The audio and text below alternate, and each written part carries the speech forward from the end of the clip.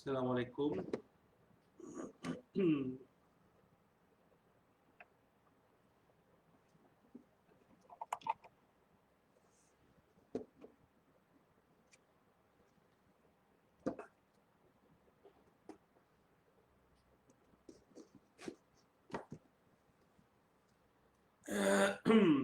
Ya Allah, ya Allah. Soalan jelas ke? Ke suara jauh? Ha? Jelas ke suara? Siapa yang hadir tolong tengok saksi ni.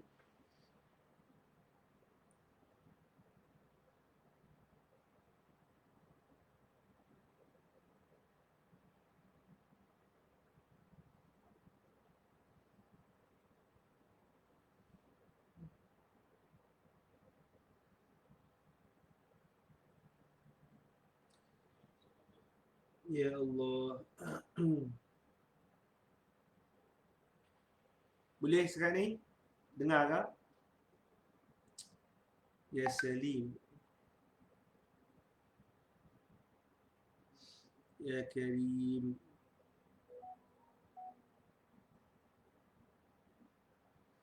Alhamdulillah. Ibu Sal sihat ke? Hai Ibu Sal.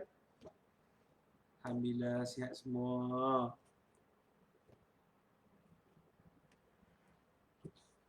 Duduk mana tu?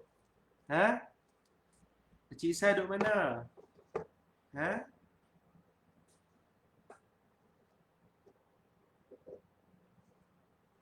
Cik Sal pergi mana pula?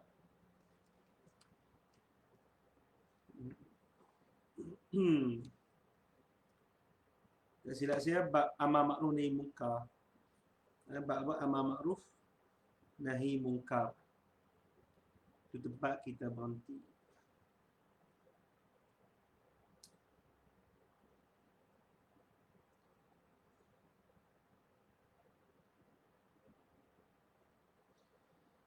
Ya Allah, ya Allah, ya Allah.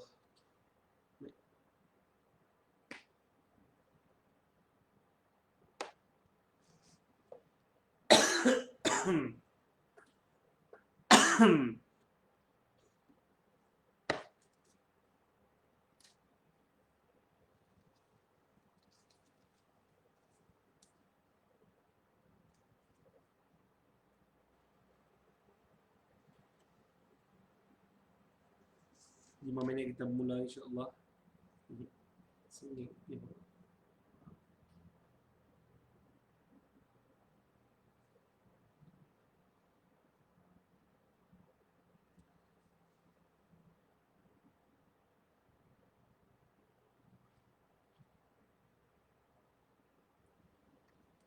Alhamdulillah.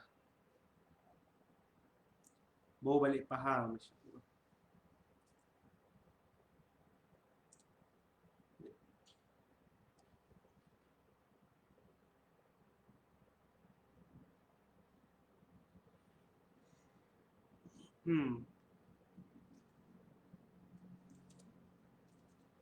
InsyaAllah kita mula. Bismillahirrahmanirrahim.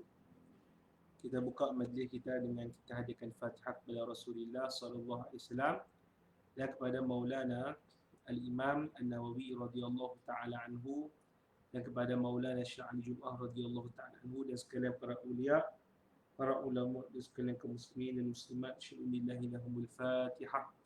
A'udzubillahi minasyaitonirrajim. Bismillahirrahmanirrahim.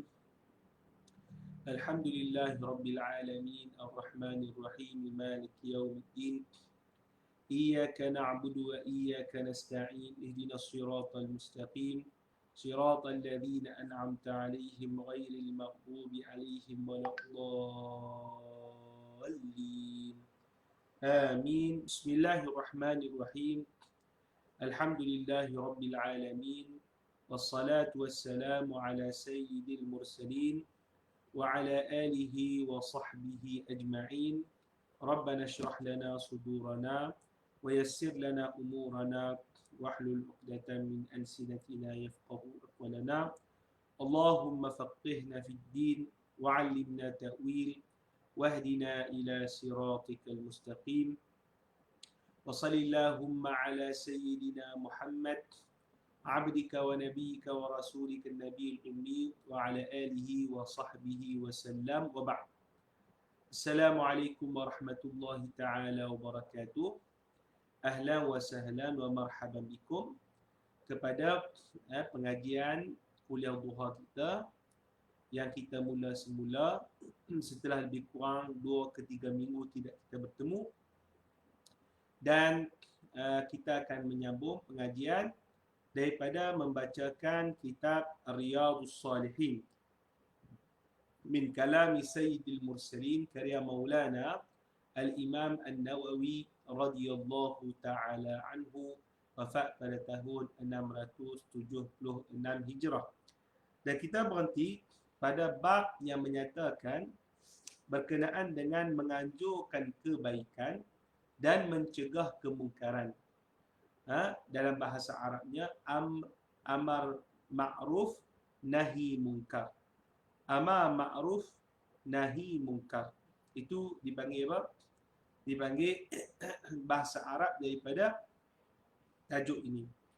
Dan Tunggu rahimahullahu ta'ala daripada tajuk ini nak mengajak kita untuk kita sentiasa melakukan amar ma'ruf dan nahi munkar, kerana dia adalah salah satu daripada tuntutan agama yang wajib dipenuhi oleh orang-orang Islam.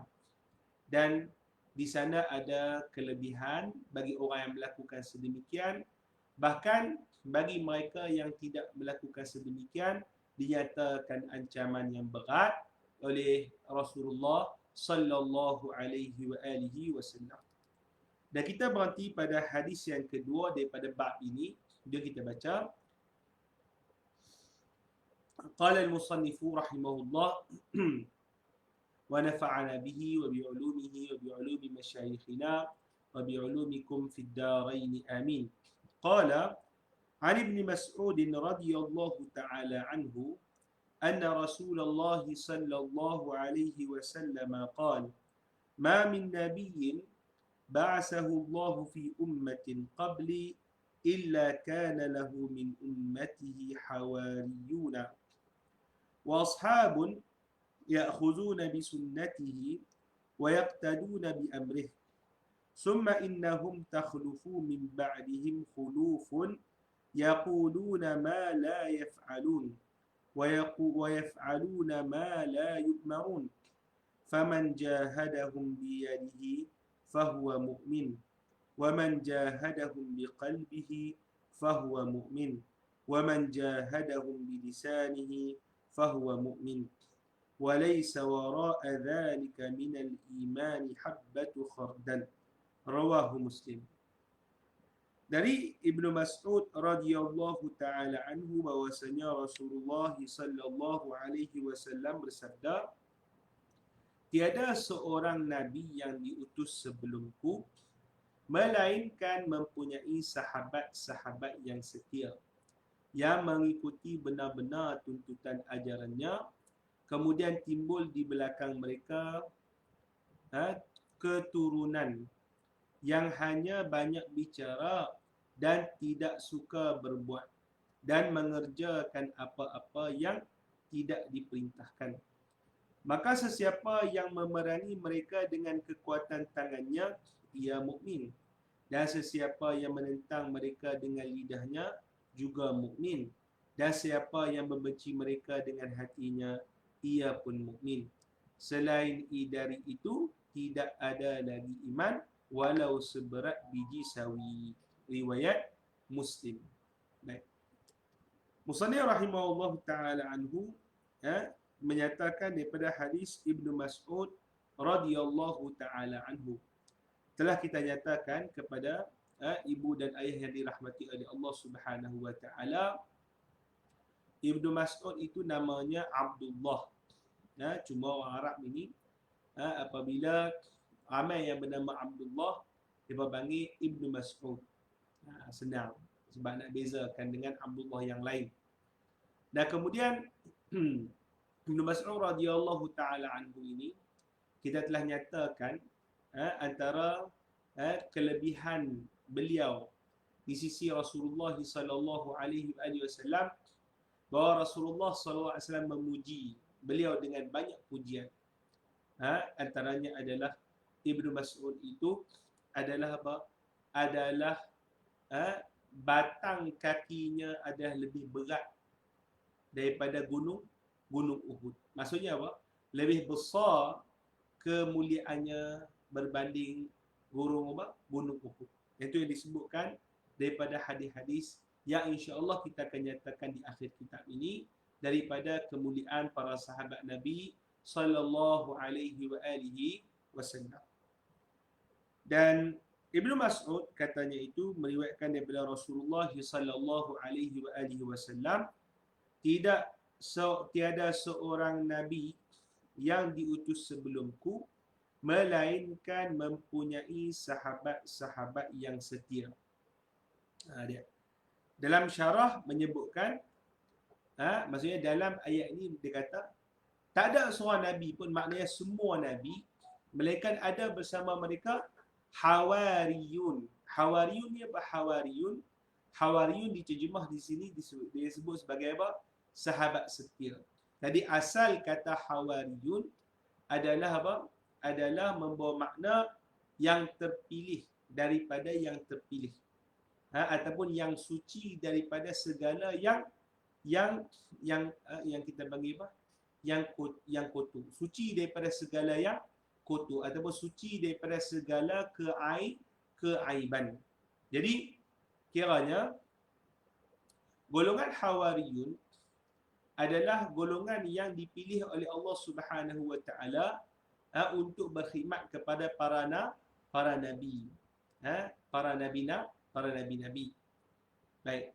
Di sini Rasulullah sallallahu alaihi wasallam mengatakan semua nabi ada hawariyun. Baik.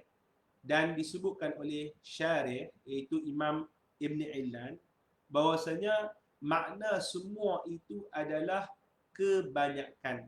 Bukan makna semua dengan arti sebenar, tapi maknanya adalah kebanyakan.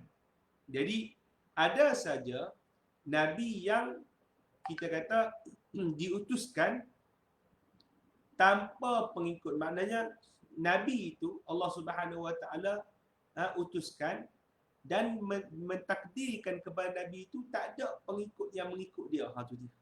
Macam diceritakan oleh Rasulullah sallallahu alaihi wasallam bahawasanya nabi-nabi ini dibangkit, tapi tiba-tiba di kalangan mereka ada yang pengikutnya seorang, ada yang tak ada pengikut langsung, ada yang pengikutnya ramai. Dan Nabi Muhammad sallallahu alaihi wasallam mengatakan, dan aku harap bahawa aku inilah nabi yang paling banyak pengikutnya di akhirat. Itu adalah keadaan Rasulullah sallallahu alaihi wasallam. Jadi makna semua nabi itu ada hawariyin, maknanya kebanyakan, bukan makna apa? Semua dengan arti kata yang sebenar. Baik. Kata Tuan Guru rahimahullah, apa yang dibuat oleh hawariyin ini? Apa yang dibuat oleh hawariyin? Dia kata apa? Yang mengikut benar-benar tuntutan ajarannya. Maksudnya mereka ikut betul-betul ajaran Nabi tersebut. Kemudian timbul di belakang mereka keturunan yang hanya banyak bicara dan tidak suka berbuat dan mengerja apa yang tidak diperintahkan. Kemudian datang generasi selepas mereka yang mana cakap saja tapi tak buat. Maknanya apa? Suruh orang sembahyang tapi mereka tak sembahyang. Sepatutnya kena tinggal zina tapi mereka buat zina. Boleh faham? Itu maksudnya. Suruh tinggal zina tapi mereka yang melakukan. Maka ini yang datang daripada keturunan selepas mereka. Ini nak mengisyaratkan kepada apa? Bahawasanya tidak ada satu generasi melainkan akan datang generasi yang lebih buruk daripada generasi sebelumnya. Ini sunnatullah. Ini apa? Sunnatullah. Disebutkan oleh Rasulullah sallallahu alaihi wasallam bahawa apabila makin dekat hari kiamat akan datang generasi ke generasi sehingga tidak ada langsung di generasi yang bakal kiamat itu datang menyebut lafaz Allah dekat muka bumi ni. Tak ada langsung. Jadi memang bahawa generasi memang sunnatullah, makin dekat hari kiamat ini, generasi yang datang berikutnya adalah apa? Generasi yang makin teruk. Makin apa? Makin teruk keadaannya. Itu dia panggil sunnatullah. Jadi kita sebagai ibu ayah kena ada apa? Ada rasa bertanggungjawab untuk apa? Mendidik anak-anak kita dan cucu-cucu kita untuk sentiasa tetap di dalam agama Islam. Minta jauh-jauh lah daripada anak cucu keturunan kita ni jadi yang bukan-bukan, na'udzubillah. Harap-harap di kalangan kita, anak-anak cucu kita, kesemuanya di kalangan orang-orang yang saleh, dekat dengan Allah Subhanahu Wa Taala, mendirikan tanggungjawab kehambaan kepada Allah Subhanahu Wa Taala. Baik. Kemudian kata Tuhan rahimahullah, maka siapa yang memerangi mereka dengan kekuatan tangannya, ia mukmin. Mukmin itu maknanya ia itu orang yang beriman. Dan siapa yang menentang mereka dengan lidahnya, juga mukmin, itu orang yang beriman. Dan siapa yang membenci mereka dengan hatinya, ia pun mukmin. Selain dari itu tidak ada lagi iman walau seberat biji sawi. Apa maksud itu? Iaitu Nabi SAW mengatakan orang yang akan datang kemudian makin teruk, makin jauh daripada agama mereka. Maka mesti ada orang yang bertindak. Maknanya fardu kifayah. Untuk kita apa? Untuk kita mengembalikan orang ke mana? Ke jalan kebaikan. Menunjuk orang semula ke jalan kebaikan. Fardu kifayah. Maka kata Tuhan rahimahullah, kalau berlaku demikian, ataupun kata Rasulullah SAW, kalau berlaku yang sedemikian, maka siapa yang mengubah dengan tangan dia, maka dia itu orang yang beriman. Apa makna mengubah dengan tangan itu? Yang kita nyatakan sebelum ini, bahawa amar ma'ruf nahi munkar, maknanya menghentikan kemungkaran, ada syarat-syaratnya. Apa dia syarat-syaratnya?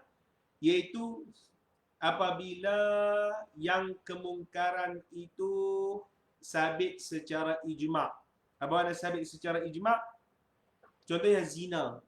Ijma' ada haram, ijma' haram. Boleh? Apa lagi?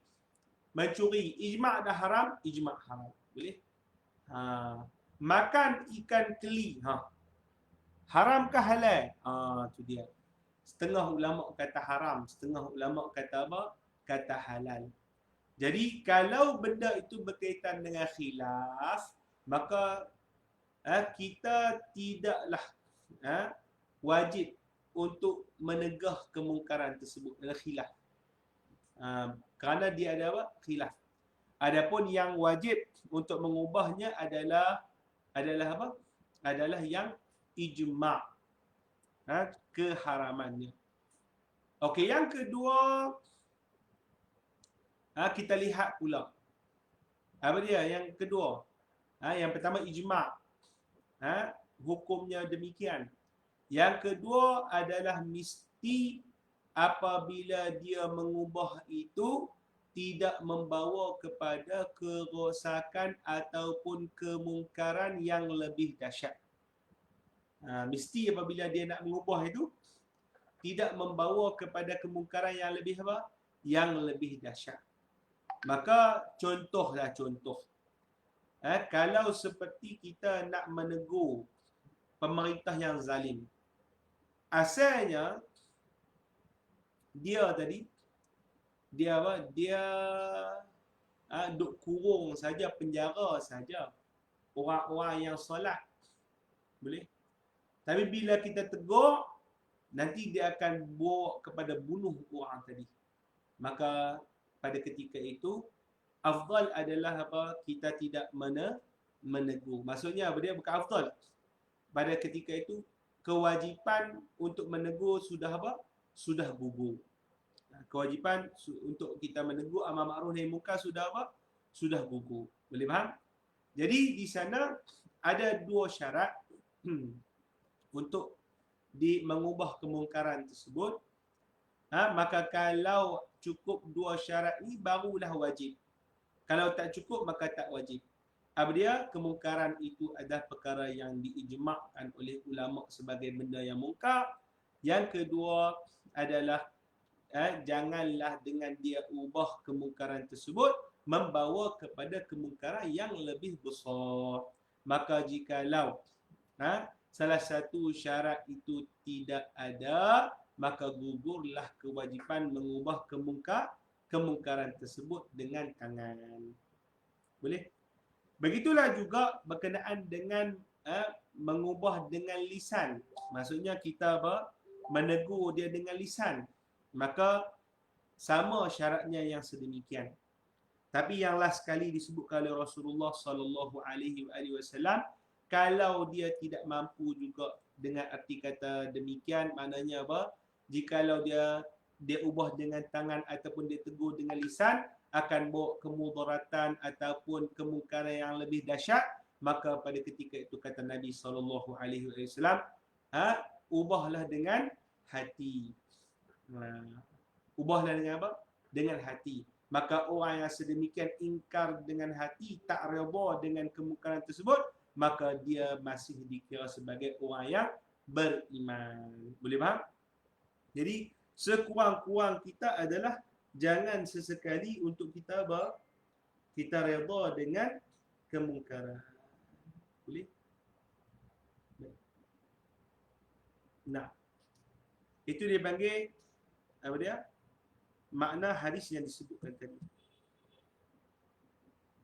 Dan kata Tok Guru, kata Nabi SAW di sini, selain dari itu tidak ada lagi iman walau seberat biji sawi. Maknanya kalau seorang itu dia tak ingkar dengan hati, maka kita kata dia tidak dikira lagi beriman. Itu dia.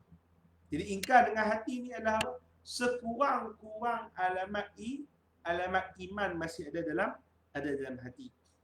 Tapi kalau rasa seronok orang tinggal sembahyang, seronok orang buat zalim kepada orang, seronok ada orang berzina, itu risau.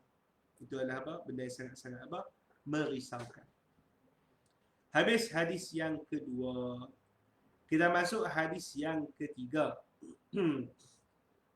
An Abil Walid Ubadah bin Samit radhiyallahu anhu qala بايعنا رسول الله صلى الله عليه وسلم على السمع والطاعة في العسر واليسر والمنشط والمكره وعلى أثرة علينا وعلى ألا تنازع الأمر أهله إلا أن تروا كفرا بواحا عندكم من الله تعالى فيه برهان وعلى أن نقول بالحق أينما كنا لا نخاف في الله لومة لائم متفق عليه.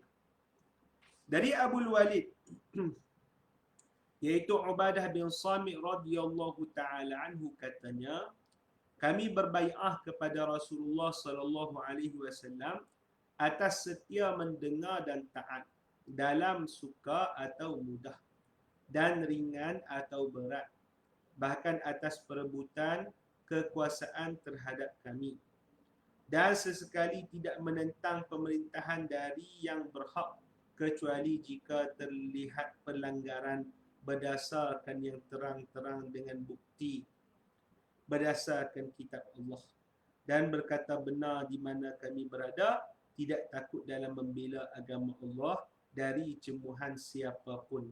Bukhari dan juga Muslim. Baik.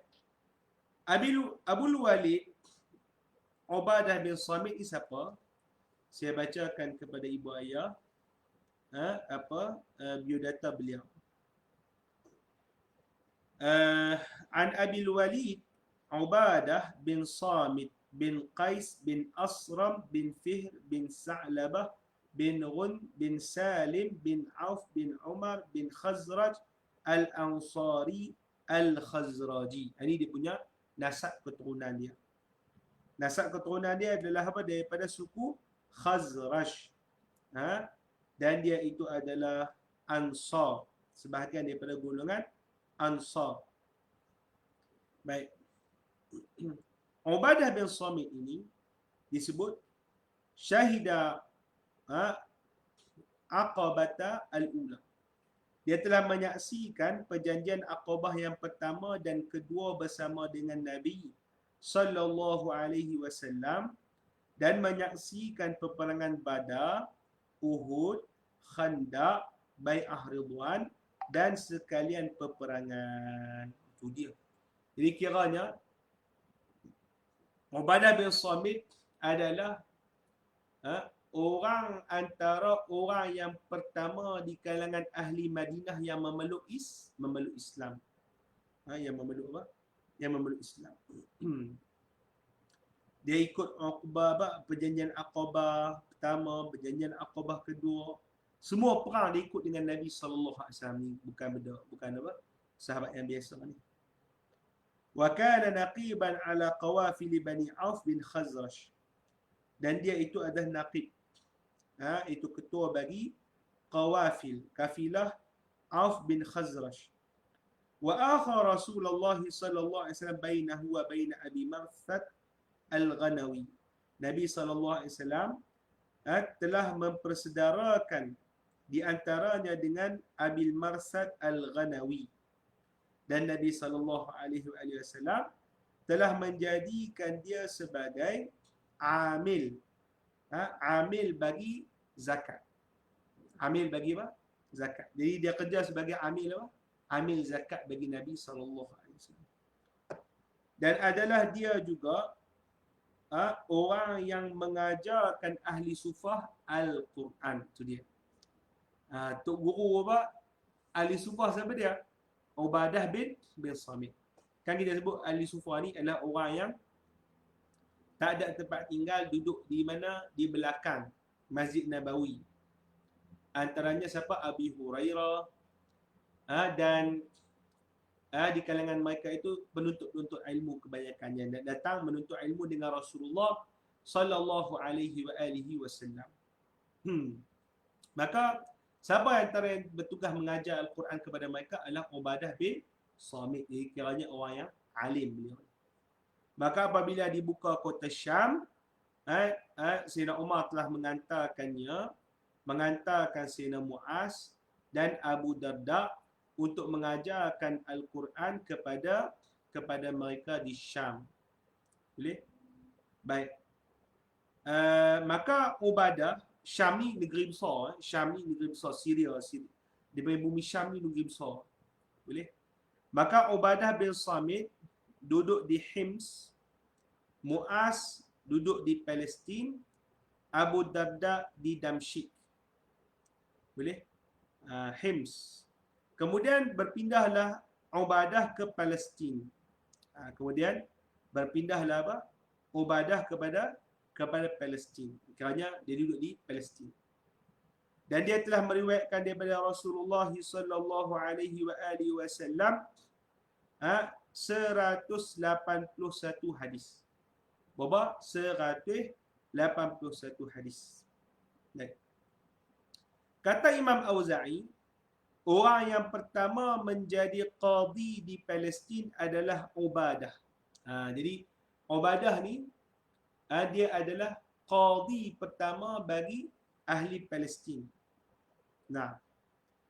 Dan adalah beliau itu orang yang fadil, orang yang mulia, merupa parasnya indah, tinggi jasad dia, dan dia wafat di mana? Di Baitul Maqdis. Dia wafat di mana? Di Baitul Maqdis ketika berumur 72 tahun. ketika berumur 72 tahun. Nah, pada tahun bila? Pada tahun 34 Hijrah. Tulis kat situ. Pada tahun bila? 34 Hijrah. Waalaikumsalam Haji Jasni, pergi mana? Ha? Ramai tak ada hari ni? Mereka ingat tak ada kelas lah tu. Baik. Allah. Nah. Itu kisah siapa? Ubadah bin Samit. Sekarang ni Ubadah bin Samit ni, dia cerita kisah dia ketika dia berbai'ah dengan Rasulullah sallallahu alaihi wasallam ketika perjanjian Aqabah. Ketika perjanjian apa? Perjanjian Aqabah. Kita tahu perjanjian Aqabah ini adalah peristiwa yang berlaku sebelum hijrah baginda Nabi sallallahu alaihi wasallam ke Madinah. Maka geng-geng ahli Madinah bila datang kepada Nabi sallallahu alaihi wasallam memeluk Islam, depa ajak Nabi berpindah di Madinah. Tapi Nabi sallallahu alaihi wasallam ambil dengan depa bai'ah, janji setia. Ada janji setia yang pertama adalah janji setia untuk berpegang teguh dengan agama Islam. Janji setia yang kedua, perjanjian Aqabah yang kedua, kebanyakannya adalah janji setia untuk mempertahankan Rasulullah sallallahu alaihi wasallam.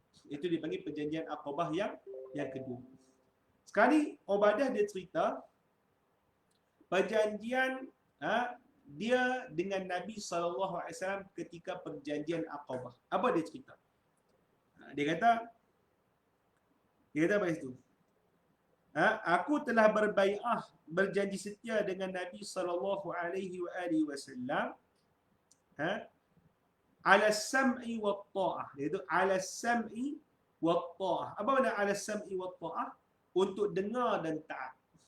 Untuk dengar dan apa? Untuk dengar dan taat. Ibu Roslina ada?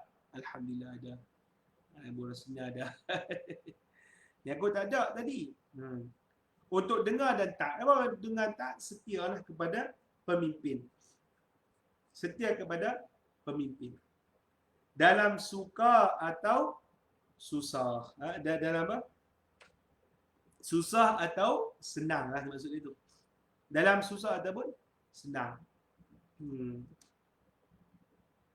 Nah. Jadi kiranya apa saja arahan yang diberi oleh pimpinan, sama ada benda itu disukai oleh diri kita ataupun tidak disukai oleh diri kita, selagi ia itu tidak bercanggah dengan syarak, wajib kita taat. Wajib kita apa? Wajib kita taat. Itu maksud dia. Sekali lagi, selagi mana arahan pemimpin itu tidak bercanggah dengan syarak, walaupun dia itu benda yang kita tidak sukai, maka wajib kita taat. Boleh faham? Jadi sebab itu para ulama mengatakan bahawasanya taat kepada arahan pemerintah itu hukumnya wajib. Hukumnya apa? Wajib. Jadi masalah apa? Undang-undang ni. Jadi kalau contoh pemerintah kita ada kan di sana lampu merah, lampu hijau, undang-undang ni.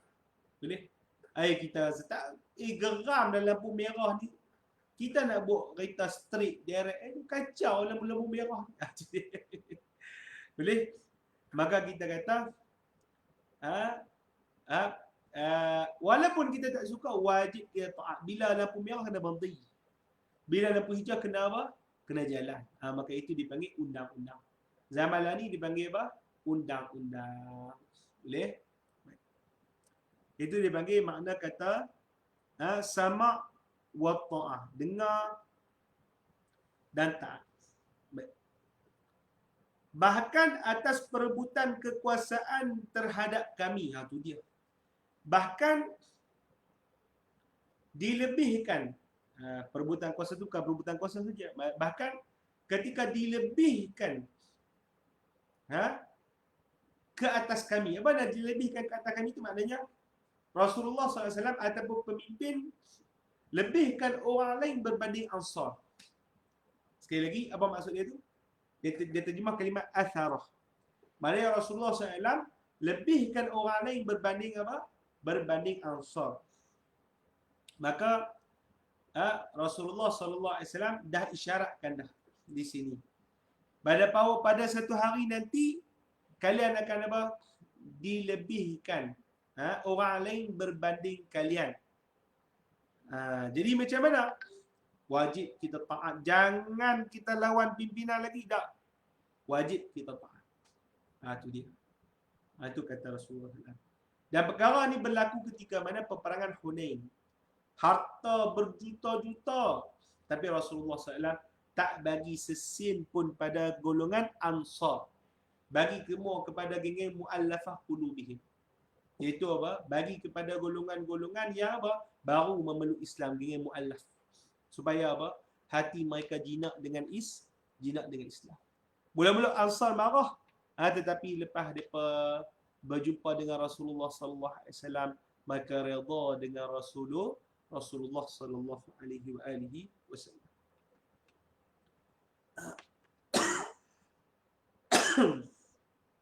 Dan kemudian kata di situ, dan sesekali tidak menentang pemerintahan yang berhak. Lagi dia. Apa maknanya?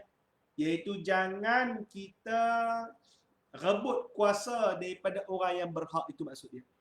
Jangan rebut kuasa daripada orang yang apa? Orang yang berhak. Maka kata Syarih radhiyallahu taala anhu, ini mengisyaratkan bahawasanya khilafah bukanlah ada diberikan kepada golongan Ansar. Jawatan khilafah tidak diberikan kepada golongan apa? Golongan Ansar. Itu maksud dia. Jadi apabila kewafatan Rasulullah sallallahu alaihi wasallam dibai'ah secara sepakat Sayyidina Abu Bakar, dibai'ah secara sepakat Sayyidina Umar, maka golongan Ansar jangan sesekali cuba untuk apa? Untuk merampas. Bahkan dengar dengan taat apa yang disampaikan oleh Rasulullah sallallahu alaihi wasallam. Maka ini adalah apa? Isyarat kepada khilafah bukan diberikan kepada Ansar, bahkan kepada Quraisy. Boleh? Boleh. Dan kemudian kata Tu'u rahimahullah, dan jangan sesekali menentang pemerintahan dari yang berhak kecuali jika terlihat. Dia sebut tu pelanggaran. Pelanggaran tu apa? Bukan pelanggaran, dia kata kufran bawahan. Maksud dia apa situ? Ini terjemah salah ni. Betul kan? Dia kata apa? Kecuali jika terlihat kekufuran. Tulis kat situ. Pelanggaran tukar dengan apa? Kekufuran. Baik. Jadi kata Nabi SAW, jangan sesekali merampas satu-satu pemerintahan melainkan jikalau benar-benar zahir kekufuran. Melainkan jika benar apa? Zahir apa? Kekufuran. Maka kata Nabi SAW, maka kalau begitu barulah kalian ada bukti dan hujah di hadapan Allah Subhanahu wa ta'ala. Jadi maksud dia apa? Tak boleh kita memberontak kerajaan kita. Selagi mana pemerintah kita orang Islam, tentera kita orang Islam, perlembagaan kita orang Islam, tak boleh kita untuk jadikan hujah membuat revolusi bersenjata. Maka itu adalah haram secara ijma' ulama. Tak boleh. Sebab apa tak boleh demikian? Sebab dia akan membawa kepada fitnah. Fitnah tu maknanya apa? Kacau bilau yang tidak berkesudahan, hancur negara, hancur masyarakat, dan apa pun tak boleh selepas daripada itu. Apa pun tak boleh selepas daripada itu. Jadi yang berlaku di Syria, yang berlaku di Yaman, yang berlaku di Lubnan, Libya, itu dan Somalia, itu adalah kerana tidak mendengar nasihat Rasulullah sallallahu alaihi wasallam.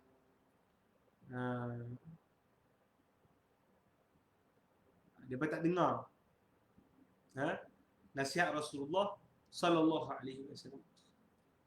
Kononnya nak mendirikan syariat Islam, tapi depa lupa dengan perbuatan depa itu telah meruntuhkan syariat Islam. Itu dia. Itu bahayanya, kita jangan terikut-ikut dengan pok-pok mereka ini. Pok-pok seperti apa? IS dan sebagainya. ISIS. Boleh? Dan kemudian kata Nabi SAW, dan berkata benar di mana kita berada.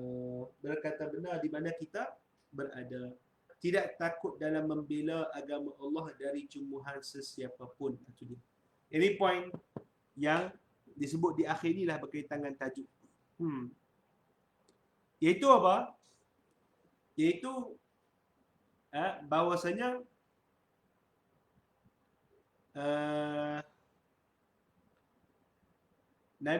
Ansar juga berjanji untuk apa dia? Untuk sentiasa berkata benar di mana pun. Maknanya amar ma'ruf nahi munkar. Tak takut daripada cemoohan manusia. Yang hanya mereka takut adalah Allah Subhanahu wa ta'ala. Boleh? Baik. Abul Khair tanya ni, Pakcik Abu Khair, nak tanya topik lain, Sayyidah Aisyah dalam peperangan Jamal, apa pandangan tentang ini? Masalah fitnah di kalangan para sahabat. Baik.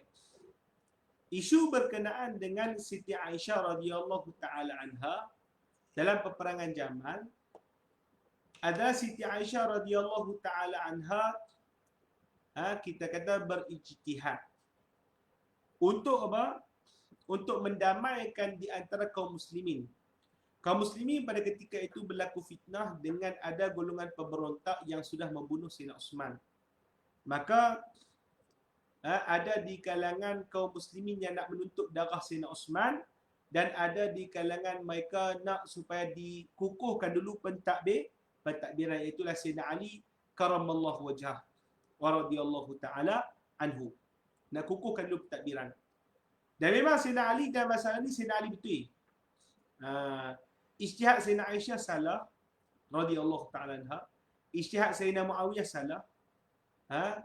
Maka pada ketika itu Sayyidina Aisyah bergerak dengan tentera untuk nak mendamaikan kaum muslimin. Tetapi disebabkan ada dipanggil provokasi yang dilakukan oleh pok-pok munafik terhadap kelompok Sayyidina Aisyah yang dipimpin oleh Sayyidina Zubair bin Awam bersama dengan Imam Sayyidina Ali. Maka pada ketika itu berlaku peperangan yang tidak disengajakan. Bukan mereka nampak tapi tak disengajakan, tapi disebabkan kelang kabut berlaku peperangan. Tapi masalah berkenaan dengan Sayyidina Muawiyah itu ada apa? Ada problem, iaitu memang Sayyidina Muawiyah memberontak. Memberontak daripada apa? Sayyidina Ali karamallahu wajhah. Ala kulli hal, kita kata Sayyidina Muawiyah telah melakukan kesalahan, tetapi beliau masih lagi sahabat dan masih lagi berijtihad. Dan para sahabat tak maksum. Tidak maksum. Dan mungkin di kalangan mereka tidak mendengar nasihat Nabi SAW ni. Boleh jadi mereka tak mendengar nasihat, maka telah melakukan kesalahan ni. Maksudnya hadis tak sampai.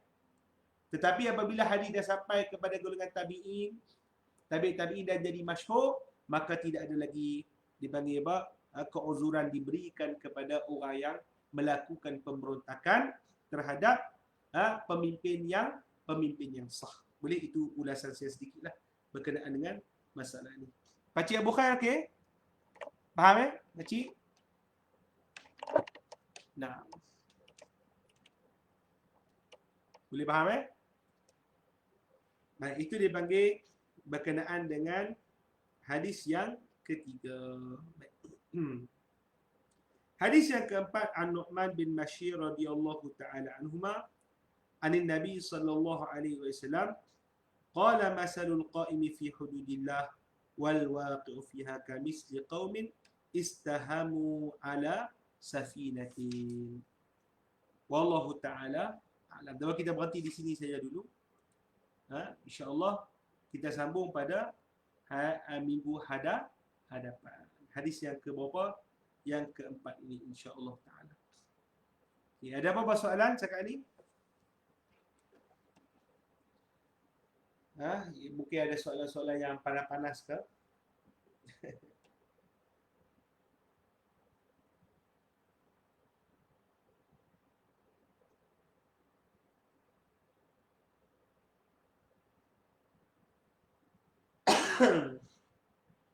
Nah.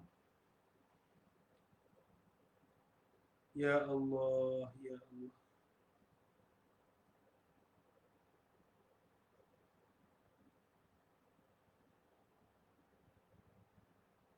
Okey, sekarang ni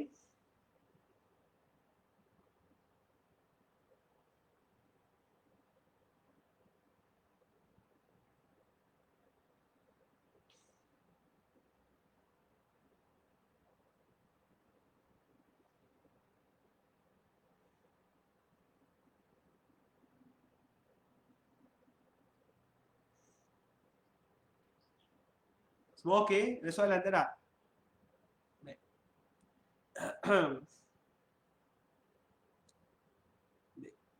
Kita baca satu lagi lah hadis. Tak ada soalan. Kita baca satu lagi sikit hadis. Satu lagi. An-Nu'man bin Bashir radhiyallahu anhuma 'anil Nabi sallallahu alaihi wasallam qala masalul qa'imi fi hududillah wal waqi'u fiha kama sali qaumin, betulkan tu, kama sali qaumin istahamu ala safinatin fasara ba'duhum a'laha wa ba'duhum asfalaha wa kana alladhi fi asfaliha idha istaqaw min al-ma'i marru ala man fawqahum faqalu law anna kharaqna fi nasibina kharqan wa lam nu'zi man fawqana fa in tarakuhum wa ma aradu halaku jami'an wa in akhazu ala aydihim najaw wa najaw jami'a rawahu al-Bukhari. Baik. Hadis daripada riwayat Nu'man bin Bashir radhiyallahu taala anhu daripada Nabi sallallahu alaihi wasallam bersabda, perumpamaan orang yang telah teguh menjalankan hukum Allah dan orang yang terjerumus dalam, jadi apa?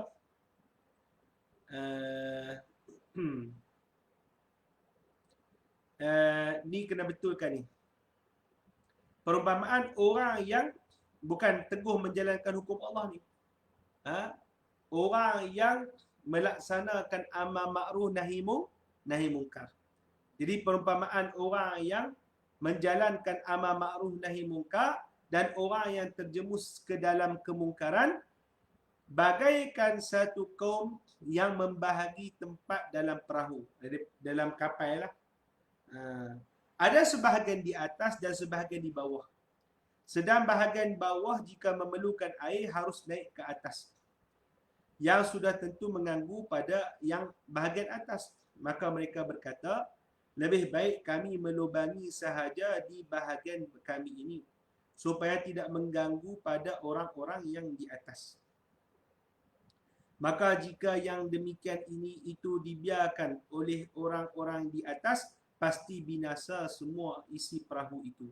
Tetapi kalau fikiran itu dapat dicegah oleh orang yang di atas, maka selamatlah isi perahu itu kesemuanya. Maknanya apa? Okay, last.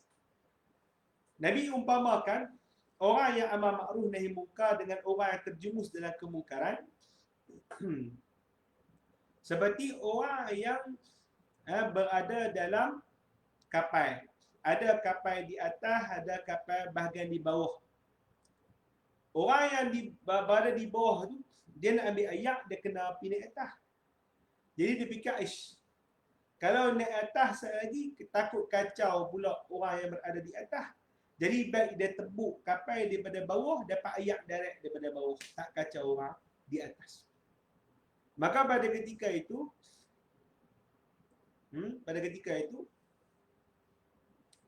uh, kalaulah geng-geng amal makruf nahi munkar ni tak tahan tangan orang untuk berbuat sedemikian, nescaya tenggelam satu kapal. Tapi kalau dia tahan, nescaya selamat satu kapal. Apa maksud dia itu? Iaitu perumpamaan yang Rasulullah SAW bagi adalah kalau kita tak mencegah kemungkaran yang ada di muka bumi ini, dan kalau Allah Ta'ala turun bala disebabkan kemungkaran tersebut, akan celaka semua. Semua. Bukan celaka orang yang buat kemungkaran saja, bahkan celaka semua di kalangan ahli apa? Ahli bumi. Tak kira orang yang nak cegah ataupun orang yang apa? Orang yang melakukan kemungkaran. Jadi sebab tu yang disebut oleh Rasulullah SAW, mesti ada orang yang mencegah. Kalau tidak, nescaya akan meliputi azab ini kepada sekalian manusia. Boleh faham? Itu yang dimaksudkan oleh hadis yang keempat. Wallahu subhanahu wa ta'ala a'lam. InsyaAllah kita jumpa pada minggu hadapan. Allahumma salli afdala salatin ala as'adi makhluqatika sayyidina Muhammad wa ala alihi wa sahbihi وسلم عدد معلوماتك ومداد كلماتك كلما ذكرك الذاكرون وغفل عن ذكره الغافلون اللهم صل أفضل صلاة على أسعد مخلوقاتك سيدنا محمد وعلى آله وصحبه وسلم عدد معلوماتك ومداد كلماتك كلما ذكرك الذاكرون وغفل عن ذكره الغافلون اللهم صل أفضل صلاة على أسعد مخلوقاتك سيدنا محمد وعلى آله وصحبه وسلم عدد معلوماتك ومداد كلماتك كلما ذكرك الذاكرون وغفل عن ذكره الغافلون سبحانك اللهم بحمدك أشهد أن لا إله إلا أنت أستغفرك وأتوب إليك بسم الله الرحمن الرحيم والعصر إن الإنسان لفي خسر إلا الذين آمنوا وعملوا الصالحات وتواصوا بالحق وتواصوا بالصبر والحمد لله رب العالمين. InsyaAllah kita jumpa lagi pada minggu hadapan. Assalamualaikum warahmatullahi taala wabarakatuh.